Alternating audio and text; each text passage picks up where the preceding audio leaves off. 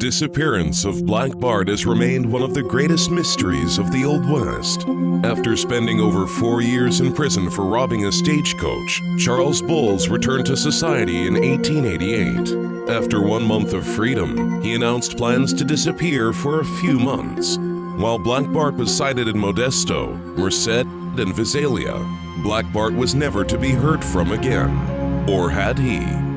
On this episode of History Hunters, Jeff and Sarah explore stunning new claims made by researchers that Black Bart lived out his final years in Marysville, California, and is buried in the local Pioneer Cemetery.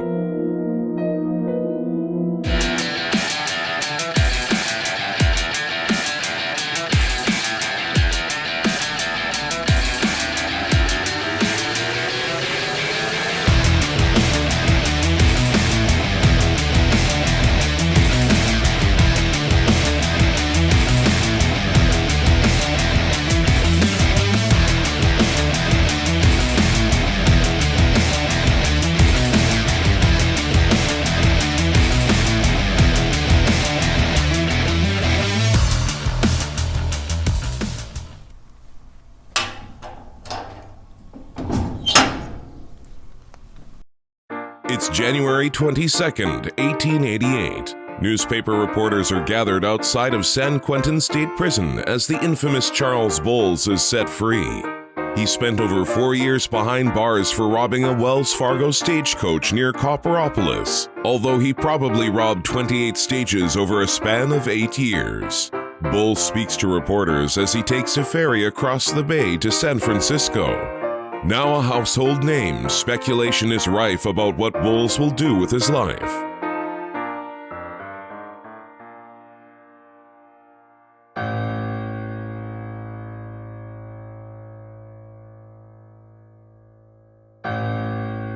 He explains that his criminal ways are over and hints that he'd like to work in a pharmacy, since he had been entrusted to help dispense drugs in San Quentin's hospital.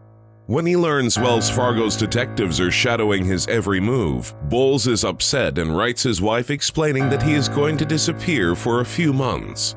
I've made no effort to avoid them, but when I do, Mr. Detective will find his hands full to keep track of me. Not that I care for anything, only the contemptible annoyance of his constant presence. Yeah, I know too, if they can, they'll put a job on me if I remain among them. They think that I, having served a term, it'll be easy to fasten a second job on me. But I don't propose to allow them to succeed in anything they can concert against me. Yeah, I'm entirely demoralized. Feel like getting entirely out of reach of everybody for a few months. All communication ended and Charles Bowles seemingly vanishes into history. In 2016, years of research culminated in the theory that Bowles may have assumed a life of a pharmacist's assistant in Marysville. Charles Bowles long went by the alias of Charles Bolton, but researcher Wiley Joyner believes he took on the alias of Charles Wells, a final dig at Wells Fargo which he despised. Bowles' crimes against Wells Fargo originated in Silver Bow, Montana, where Wells Fargo officials tried to muscle him out of a mining claim. When they blocked his water stream, he was hell-bent on seeking revenge.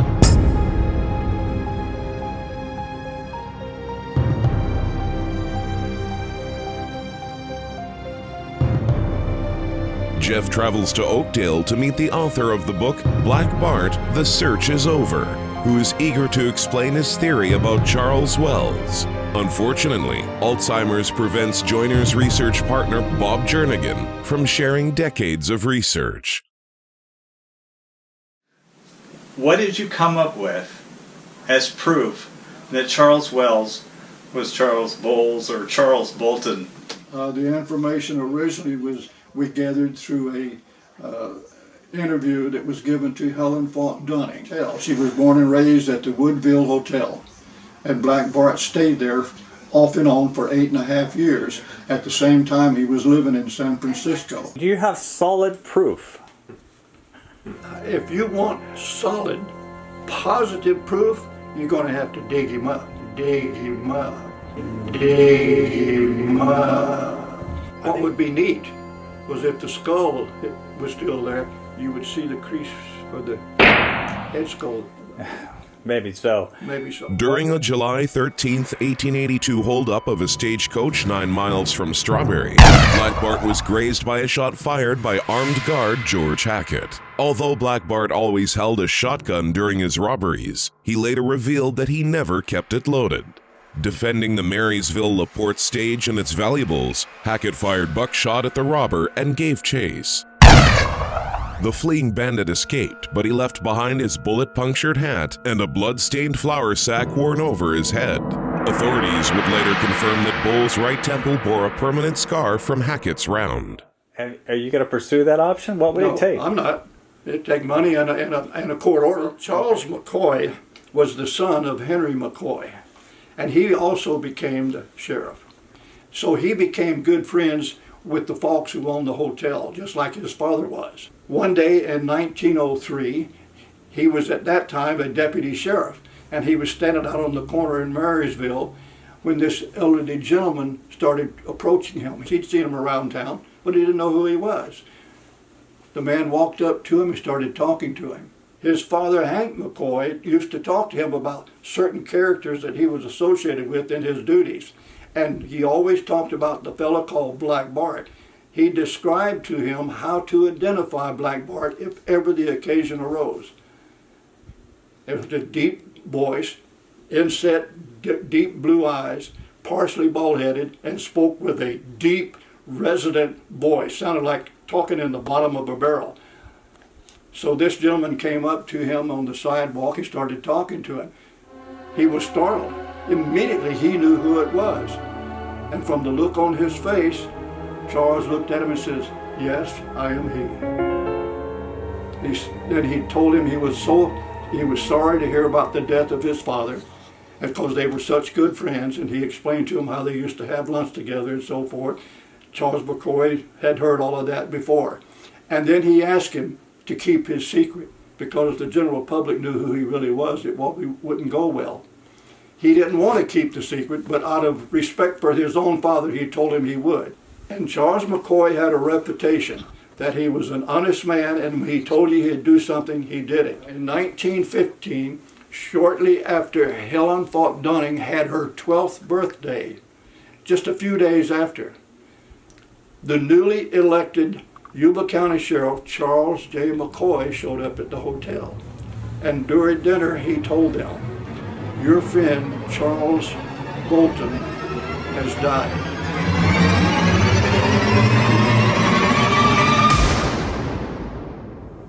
And they asked, "Where is he buried?" And he says, "He's buried in the Pioneer City Cemetery." They said, "What name was he buried under?" He says, "I can't tell you." He says, "When did he die?" He says, "I can't tell you that either." It's said Sheriff Charles McCoy took the identity of Charles Wells to his grave in 1952. His secret would be solved a half-century later. Helen Falk Dunning informed us of that information on her interview, that Charles McCoy told him he was buried in that cemetery, but they didn't know the name. So we got this bright idea about going to City Hall and asked them to look through the death register, which we did. And we searched, but we could never find anything in the book that matched the details that we knew about Charles Bolton. The information was before us all the time, and it was so simple we didn't recognize it. He was elected sheriff and took office on February the 2nd, 1915, just a few days after Helen Falk Dunning's birthday. So we figured Black Bart had to have died in September, October, November, or December of 1914. I went to November. There it was. Everything reading across the page was exactly what we knew it to be. It gave the plot number A743.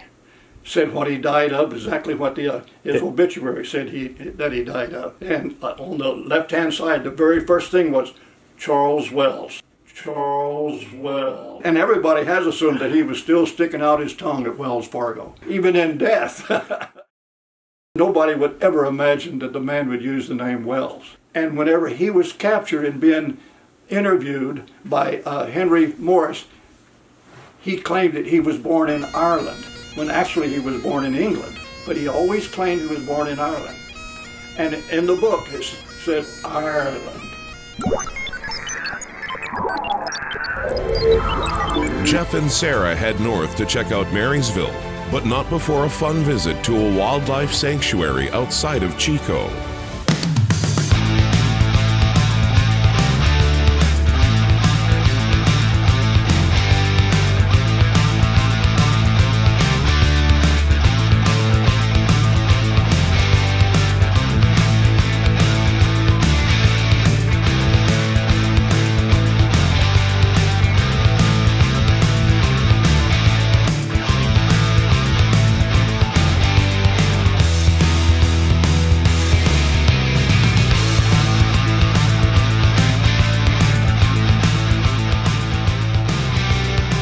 So this apparently is where Black Bart spent his last years incognito.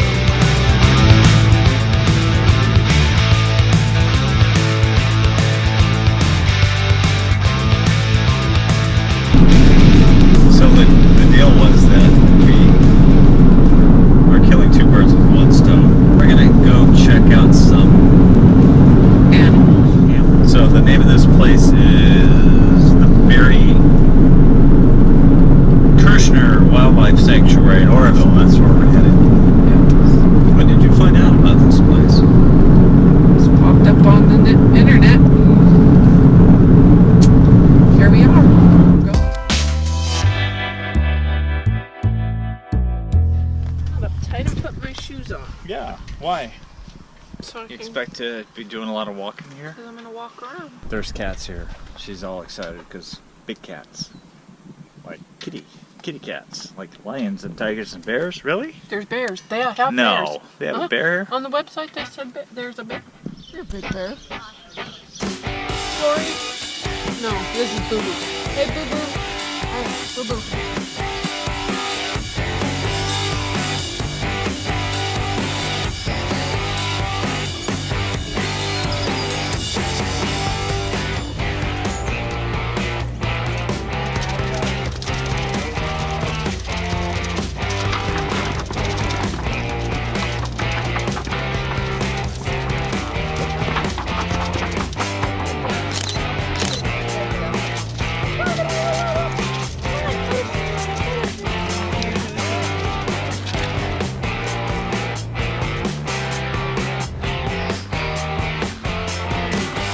What do you think of this place? This is great.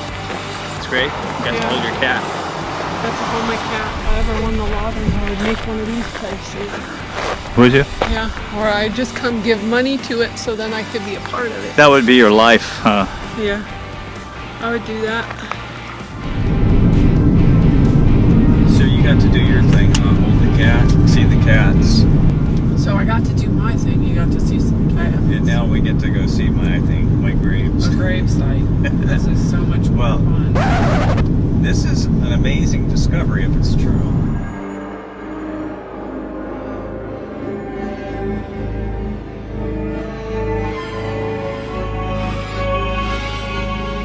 Outside the Marysville Cemetery, Jeff runs into Vicki Tudor, a member of the local historical society, and her mother, Ginny. So what's your name? Vicky. Vicky. Yes. And you're Jeff. Yes. Okay. You've known about Black Bart being here for how long? For since 2016. And then what Yes. convinced you guys to put up a marker for him? What we did? Well, we didn't actually. Who did? Now, a friend of Wiley and Oh, yeah, and Robert. and you let them do it? Yes. Okay. Well, apparently you're There's a man buried there. There is a man buried there. Yes. Charles Wells, right? Yes, Charles Wells. Yeah. Yes. Yeah. Yes. So you have seen the evidence and you think that that's pretty convincing. The record is that there's a Charles Wells buried out Yes. there. Yes. But that is correct. he put two and two together and made the link that that was Black Bart. Right. They had been doing research out here in our cemetery for about two and a half years. Are there any pictures of Charles Wells that you guys have, the Historical Society? No, that would Okay. be Because that way you could Yeah. really make a comparison, right? Right. Yeah. Died in the county hospital. Where's that? Where it was on 14th Street. 14th Street. Yeah, it's not there anymore. Because he died in Yuba County, we went down to the Yuba County office and got his death record. It didn't have any distinguishing information because he died of a heart attack. Okay. I'm surprised he lasted that long, because when he was released from prison, they say he was not in good shape. Well, he probably needed fresh air. He was living out in 10 Mile House. Yep. Where's that? That's out towards Straight up Highway Hellwood. 20. Highway 20, Browns Valley Road. Is there a lot of interest now in this cemetery because of the news that came out? Yeah. I noticed these young ladies were out there. Yeah, they were out there looking at his headstone.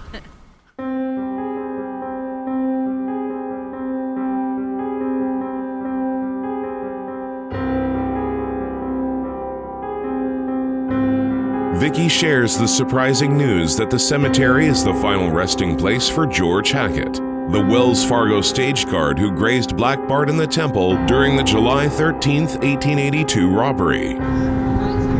Is that a raven on that tombstone? Yes, it's fake.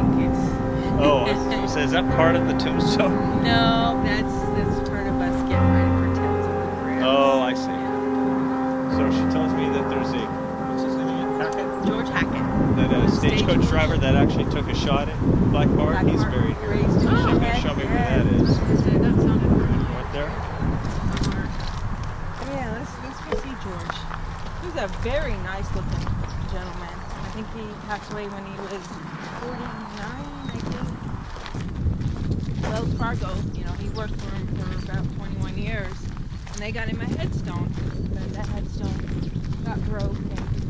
Isn't that perfect, though, to use the alias of Charles Wells? Yeah, that's what I thought. That was just... You want to take a dig at Wells Fargo? Yeah. Charles Bowles, Black Bart, he had children. Yes, he did. And I wonder has anyone ever talked about digging him up? And I don't know if there would be enough left to do DNA. Not live. Well, no, that there's family. I would suspect there's descendants you could take DNA from and compare it to It's possible, what's in the ground. Yeah. This is a really historic cemetery. Yes, it is.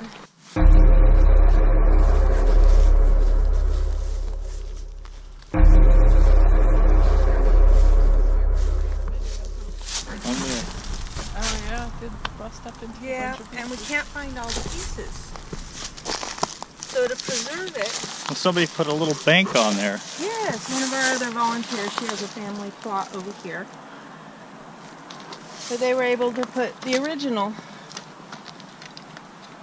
Oh, this is the original verbiage? Yes, that's on that. And That was then on here. in 2015 they dedicated that. But yeah, So do you think there's any possibility that since George Hackett lived here in Marysville that he could have encountered Charles Wells and didn't even know it? possibly. Let's see, Black Bart got out of prison in, what was that? 1888. Yep, they could have been downtown at the same time.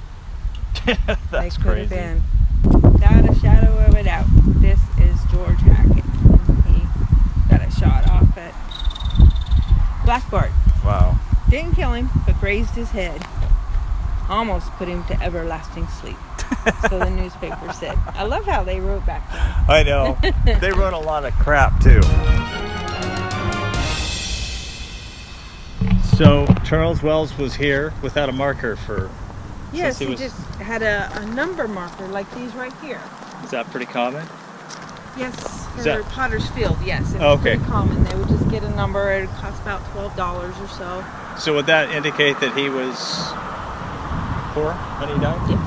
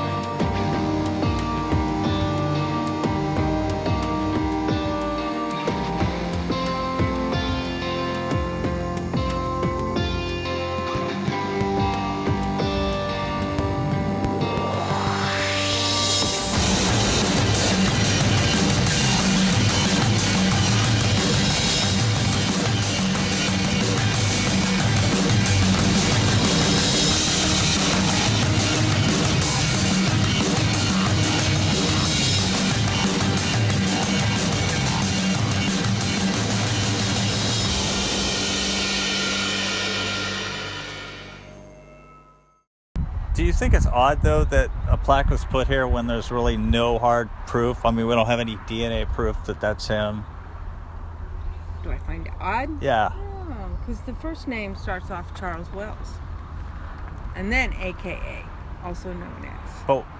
But that's where the dispute would be. Yes. The dispute would be whether or not that's actually the AKA. But if someone has enough money to do a DNA, that would be great. Let's do it. Is there somebody that you would contact that would allow that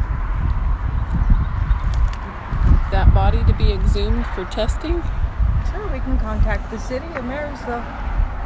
So Well, they're the one in charge, or is there? I think a judge has to sign the order. Are there no living relatives?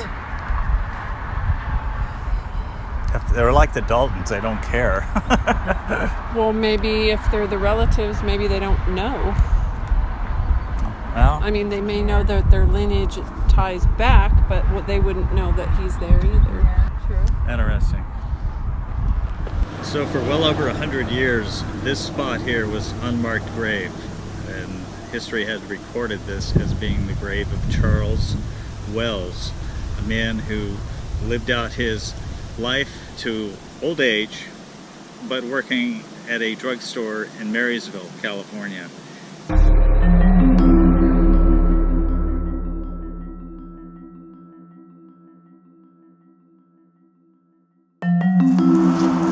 That's a pretty cool discovery, huh?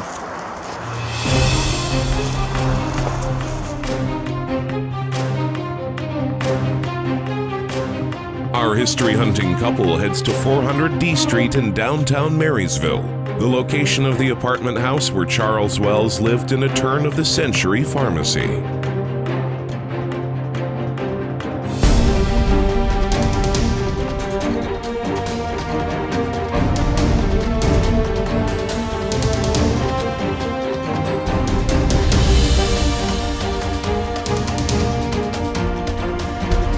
Charles Wells worked in a pharmacy on this location where the saddlery shop is, now closed, but lived upstairs.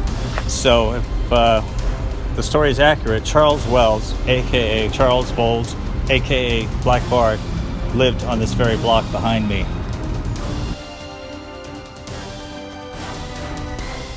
Ironically, there's a mural of a Wells Fargo wagon behind me. Wouldn't that be ironic if Charles Bowles, aka Black Bart, was here?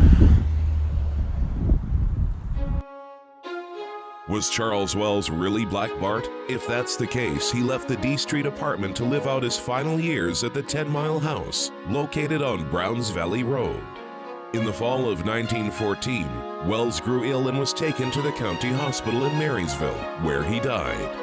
An article appeared in the Marysville Daily Appeal suggested that Wells died a wealthy man and had buried $24,000 on his property. If the treasure was found, nobody has reported finding it. Nagging questions remain. If Wells was rich, why was he buried in Potter's Field reserved for the poor? Did Bull's appearance change so much that nobody in Marysville recognized the infamous bandit? Despite the fact that Black Bart's name is on a modern headstone over the grave of Charles Wells, for now, Joyner's theory is yet unproven. Such proof would only come if the body of Charles Wells is exhumed for DNA testing, to be compared to DNA from the ancestors of Charles Bowles. So far, there are no plans to disturb the old man's sleep.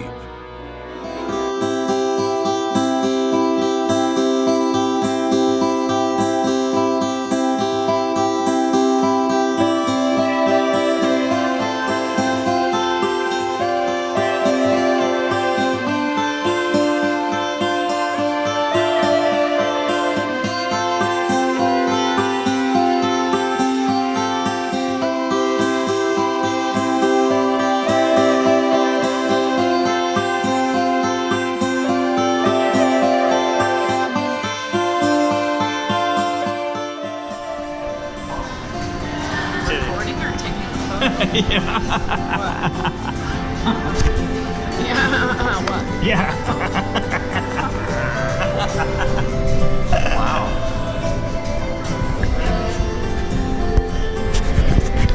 So I made it great. discovered. Well, actually, we didn't make the discovery, did we? See, he's got Black Bart on the brain, I have cats on the brain. We made a great discovery today. You're right. Cat. Black Bart. This is me and Black Bart. Oh. Now, why don't you actually take your mask off and we'll show people what you look like?